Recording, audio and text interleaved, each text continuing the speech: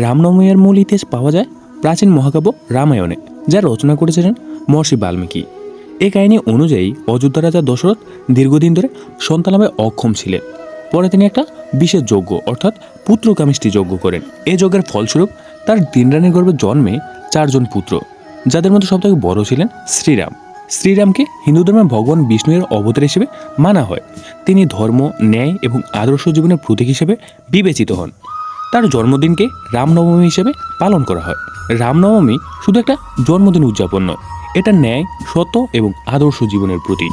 শ্রীরামকে মর্যাদা পুরুষোত্তম বলা হয়। তিনি আদর্শ পুত্র, আদর্শ রাজা এবং আদর্শ মানুষ হিসেবে পরিচিত। ভারতের অযোধ্যা শহরটি এই উৎসবের প্রধান কেন্দ্র হিসেবে পরিচিত, কারণ এটি শ্রীরামের জন্মস্থান বলে বিশ্বাস করা হয়। রামনবমী হলো এমন একটা উৎসব যা শ্রীরামের জন্মকে স্মরণ করে এবং মানুষের জীবনে ন্যায়, সত্য ও আদর্শের গুরুত্ব শেখায়।